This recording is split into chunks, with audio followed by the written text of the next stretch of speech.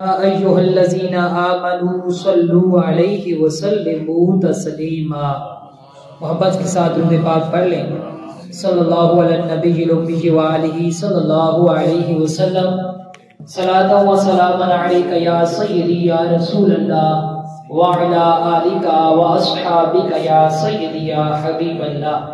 مولاي صل وسلم دائما ابدا على حبيبك خير الخلق كلهم هو الحبيب الذي ترجى شفاعته لكل حول من الاحوال مقتحم بلغ العلا بكماله كشف الدجى بجماله حسنت جميع خصاله صلوا عليه وآله۔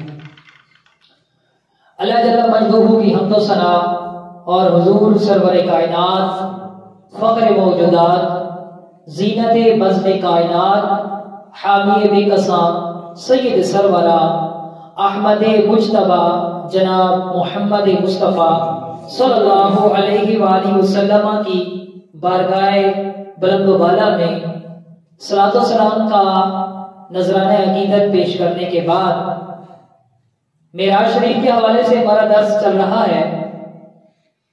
پچھلے جمعے معراج کے حوالے سے بالخصوص کیا عقیدہ ہونا چاہیے، معراج کے منکر کے بارے میں کیا حکم ہے، کتنی مرتبہ آقا علیہ الصلوۃ والسلام کو معراج کروائی گئی، اس حوالے سے اور آیت مبارکہ جس میں معراج کا ذکر ہے سبحان الذی اسری بعبدہ، تو اس آیت کے چند رموز اور اسرار کے حوالے سے بیان ہوا تھا۔ آج کے بیان میں ہم مسجد الحرام سے مسجد اقصی تک جو سفر معراج ہوا اس پر مختصر روشنی ڈالیں گے۔ یاد رہے کہ جب آقا علیہ الصلوۃ والسلام نے اعلان نبوت فرمایا تو اس اعلان نبوت کے 11 سالوں کے بعد اور مدینے کی طرف ہجرت کرنے سے 2 سال پہلے رجب المرجب کی 27 تاریخ تھی اور پیر شریف کی رات تھی۔ اس رات میں آقا علیہ الصلوۃ والسلام اپنی چچا زاد بہن جسے ہم کہتے ہیں تقریر، ان کے گھر میں آپ آرام فرما رہے تھے کہ جبریل امین آپ کی بارگاہ میں جب حاضر ہوئے تو حضرت ام ہانی رضی اللہ تعالی عنہا کا جو گھر تھا، کمرہ تھا، اس کمرے کی چھت کو پھاڑ کر آپ حضور کی بارگاہ میں حاضر ہوئے۔ اچھا، اس کے بھی علماء نے لکھا کہ وجہ کیا ہے، فرشتے تو ویسے نوری مخلوق ہیں، تو وہ انہوں نے پھر چھت کیوں پھاڑ دی؟ مطلب نوری مخلوق کا مطلب یہ ہے کہ ان کا جو جسم ہے نا لطیف ہوتا ہے، ہماری طرح کثیف نہیں ہے۔ اب ہم اگر کسی چیز میں داخل ہوں گے تو دیوار میں ہم داخل نہیں ہو سکتے، بلکہ ہم اسے پھاڑیں گے، توڑیں گے، پھر ادھر سے جا سکتے ہیں۔ ہم دروازے سے تو جا سکتے ہیں، دیوار سے نہیں جا سکتے۔ چھت سے اگر آئیں گے تو چھت کو پھاڑنا پڑے گا، پھر نیچے اتر سکتے ہیں۔ بغیر پھاڑے تو ہم چھت میں سے نہیں گزر سکتے۔ کیوں؟ اس لیے کہ ہمارا بدن کثیف ہے، لیکن جو فرشتے نوری اجسام ہیں ان کے جسم لطیف ہوتے ہیں، وہ ان چیزوں سے بھی گزر جاتے ہیں۔ لیکن آپ جب حضور علیہ الصلوۃ والسلام کی بارگاہ میں حاضر ہوئے تو چھت پھاڑ کر آئے، تو علماء نے لکھا اس لیے چھت پھاڑ کر آئے تاکہ بعد والوں کے لیے وہ علامت بن جائے کہ واقعی آقا معراج کے لیے تشریف لے گئے تھے۔ جبریل امین آپ کی بارگاہ میں آئے تو آپ کو وہاں سے اٹھایا اور اپنے ساتھ اٹھا کر حضرت ام ہانی رضی اللہ تعالیٰ عنہ کے گھر میں آپ آرام فرما رہے تھے۔ جبریل امین وہاں سے آئے، چھت پھاڑ کر آئے، آپ کو اٹھایا اور اٹھا کر آپ کو جہاں حتیم کعبہ ہے وہاں پر آپ کو لے گئے۔ اب جب حضور علیہ الصلوۃ والسلام وہاں پر پہنچے تو آپ پر نیند کی جو غنودگی ہوتی ہے نا، ہلکی سی غنودگی طاری تھی۔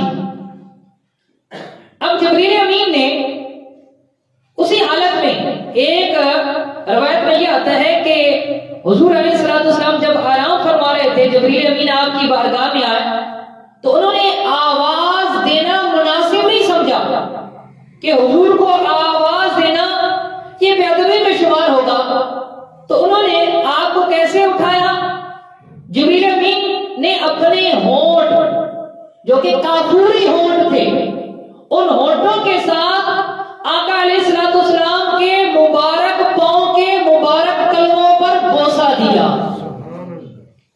اور کافور کی جو ٹھنڈک ہے جب حضور علیہ الصلوۃ والسلام کو وہ محسوس ہوئی تو آقا علیہ الصلوۃ والسلام بیدار ہو گئے۔ تو جبریل امین نے آقا کے پاؤں چوم کر بتا دیا کہ اللہ والوں کے پاؤں چومنا یہ بدعت یا شرک نہیں ہے، بلکہ یہ نوریوں کے سردار جبریل امین کی سنت ہے۔ جب آقا علیہ الصلوۃ والسلام مسجد الحرام میں حتیم کعبہ کے پاس تھے تو پھر جبریل امین نے آپ کا شق صدر کیا، سینہ مبارکہ چاک کیا۔ یاد رکھیں کہ آقا علیہ الصلوۃ والسلام کا کل 4 مرتبہ شق صدر ہوا۔ کتنے مرتبہ؟ 4 مرتبہ آپ کا سینہ مبارکہ چاک کیا گیا، اور 4 مرتبہ جبریل امین نے کیا۔ کیسے کیا؟ کب ہوا؟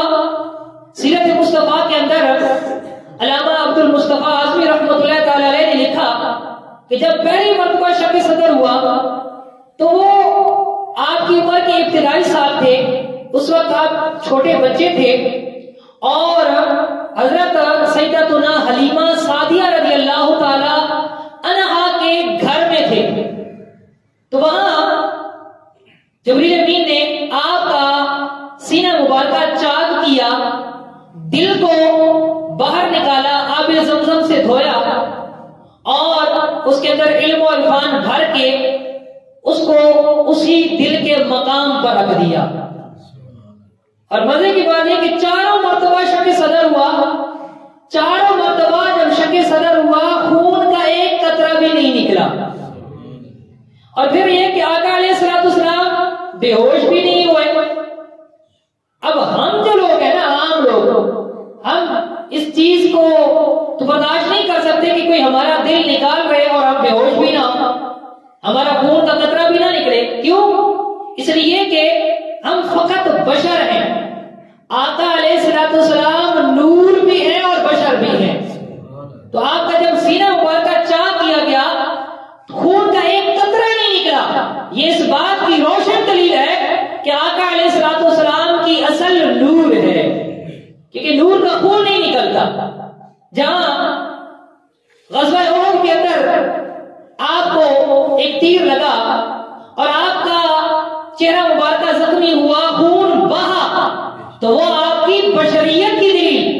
یہاں 4 مرتبہ شق صدر ہوا، خون کا ایک قطرہ نہیں نکلا، تو یہ حضور کی نورانیت کی دلیل ہے۔ تو اب علماء کرام نے اس کی حکمت بھی بیان کی کہ شق صدر ہوا کیوں؟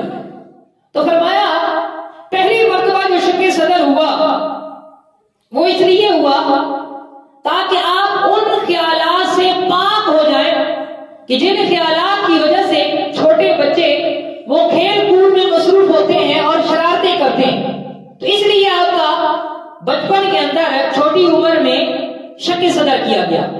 دوسری مرتبہ جب حضور صلی اللہ علیہ وسلم کی عمر مبارک 10 سال تھی تو دوسری مرتبہ پھر جبریل امین آئے، آپ کا سینہ مبارکہ چاک کیا، دل نکالا، آب زمزم سے اس دل کو دھویا اور اس کے اندر علم و عرفان بھرا، نور بھرا، اور پھر دل کو دل کے مقام پر رکھ دیا۔ تو علماء نے لکھا کہ اس مرتبہ کیوں ہوا؟ فرمایا اس لیے تاکہ آپ جو جوانی کی شہوات ہوتی ہیں ان کے خطرات سے آپ محفوظ ہو جائیں۔ تیسری مرتبہ شک صدر اس وقت ہوا جب وحی کی نزول کا ابتدائی زمانہ تھا اور آپ کا شک صدر ہوا۔ اچھا، اس کی حکمت کیا ہے؟ کیوں غار حرا کے اندر شک صدر کیوں ہوا تیسری مرتبہ؟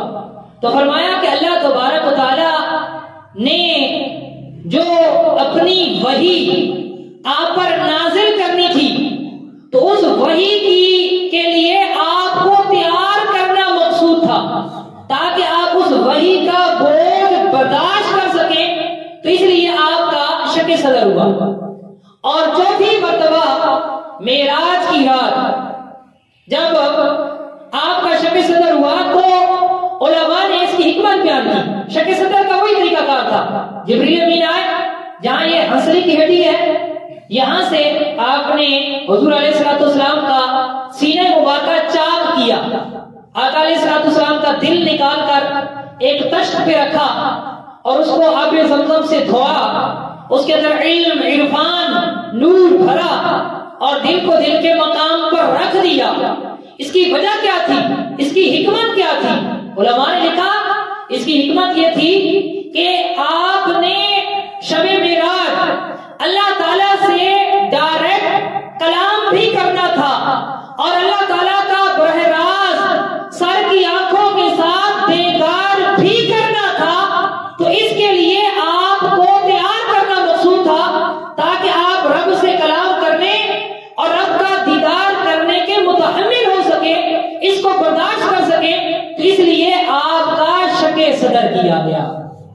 جب آقا علیہ الصلوۃ والسلام کا شک صدر ہو گیا، اب اس کے بعد آپ کی بارگاہ میں جبریل امین ایک جنتی سواری لے کر آئے۔ وہ سواری کیسی تھی؟ وہ سواری گدھے سے بڑی تھی اور خچر سے چھوٹی تھی، سفید کلر کی تھی، جسے براق کہا جاتا ہے۔ اور براق کی سپیڈ کتنی تھی، رفتار کتنی تھی؟ تو فرمایا کہ جہاں بندے کی نگاہ جاتی ہے وہاں براق کا پہلا قدم پڑتا تھا، اتنی تیز رفتار۔ اور جب حضور علیہ الصلوۃ والسلام اس براق پر سوار ہونے کے لیے تشریف لائے تو براق پر جو کاٹھی ہوتی ہے، زین ہوتی ہے، وہ کسی ہوئی تھی، لگام اس پر ڈالی ہوئی تھی۔ اور جب آقا علیہ الصلوۃ والسلام سوار ہونے لگے تو وہ خوشی سے مچلنے لگا، خوشی سے جھومنے لگا۔ تو جبریل امین نے اس کو پکڑ کر کہا کہ اے براق، تجھے حیا نہیں آتی؟ آج تجھ پر وہ ہستی سوار ہو رہی ہے کہ خدا کی قسم ان جیسی بلند و بالا ہستی کبھی بھی تجھ پر سوار نہیں ہوگی۔ تو روایت میں ہے کہ جب جبریل امین نے یہ کہا تو براق شرم سے پسینہ پسینہ ہو گیا اور اسی وقت وہ اپنی جگہ پر ٹھہر گیا۔ آقا علیہ الصلوۃ والسلام اس براق پر سوار ہوئے اور براق پر سوار ہو کر مسجد الحرام سے مسجد اقصیٰ کی طرف روانہ ہوئے۔ امام بصیری رحمت اللہ تعالی علیہ نے اس مقام کو اس شعر کے اندر بیان کیا کہ سرائیتا من حرم لیلا الی حرم کما سر البدر فی داج من الظلم۔ امام بصیری رحمت اللہ تعالی علیہ قصیدہ برد شریف کے اندر آپ لکھتے ہیں کہ جب معراج کی رات آپ حرم کعبہ سے حرم بیت المقدس کی جانب جب آپ نے سفر کیا تو فرماتے ہیں اس شان سے سفر کیا جیسے 14ویں رات کا چاند اندھیری اور سیاہ رات کو روشن کر دیتا ہے۔ تو اسی طرح آقا علیہ الصلوۃ والسلام نے اپنے نور سے اس سارے راستے کو روشن اور منور فرما دیا۔ آقا علیہ الصلوۃ والسلام جب آپ سفر معراج کر رہے تھے تو آپ نے 3 مقامات پر نماز ادا فرمائی۔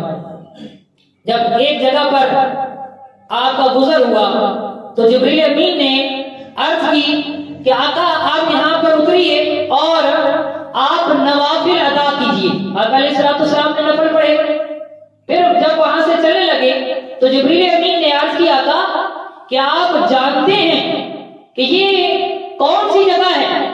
یہ مدینہ منورہ ہے جہاں آپ ہجرت فرمائیں گے۔ پھر آگے سفر ہوا، دوسری جگہ پھر جبریل امین نے عرض کیا تھا آپ یہاں پر اتریے اور نوافل ادا کیجیے۔ آقا علیہ الصلوۃ والسلام اترے، نفلی نماز ادا کی۔ پھر جبریل امین نے عرض کیا تھا کیا آپ جانتے ہیں کہ یہ کون سی جگہ ہے؟ تو آقا یہ طور سینا ہے، یعنی یہ وہ جگہ ہے جہاں طور پہاڑ موجود ہے۔ عرض کیا تھا اس مقام پر حضرت موسیٰ علیہ السلام نے اللہ تعالیٰ سے ہم کلام ہونے کا شرف حاصل کیا۔ پھر آگے چلے ایک اور مقام پر جبریل امین نے عرض کیا تھا اب یہاں پر اتریے اور نفل نماز ادا کیجیے۔ جبریل امین اترے اور وہاں پر آپ نے آقا علیہ السلام اترے اور وہاں پر آپ نے نفل نماز ادا کی۔ پھر جبریل امین نے عرض کیا تھا کہ آپ جانتے ہیں کہ یہ کون سی جگہ ہے؟ تو عرض کیا تھا یہ بیت لحم ہے، بیت لحم ہے، یہ وہ جگہ ہے جہاں عیسیٰ علیہ السلام کی پیدائش ہوئی تھی۔ آقا علیہ السلام کا ان 3 متبرک مقامات پر اتر کر نماز ادا کرنا اس بات کی دلیل ہے کہ جو متبرک اور برکت والے مقامات ہیں وہاں پر نماز ادا کرنا بہت ہی افضل و اعلیٰ عمل ہے۔ پتہ چلا اولیاء کے قرب میں، ان کے مزارات کے قرب میں مساجد بنانا اور وہاں پر نوافل ادا کرنا یہ اللہ والوں کا طریقہ ہے۔ تو یہ معجزہ معراج آقا علیہ السلام نے جب یہ سفر کیا مسجد الحرام سے مسجد اقصیٰ کی طرف تو مختلف اس کے علاوہ بھی مشاہدات ہوئے، تو انشاءاللہ عزوجل اگلے جمعے پر ہم بیان کریں گے۔ اللہ پاک ہم سب کو آقا علیہ السلام کی سچی پکی محبت عطا فرمائے، آمین بجائے نبی الامین۔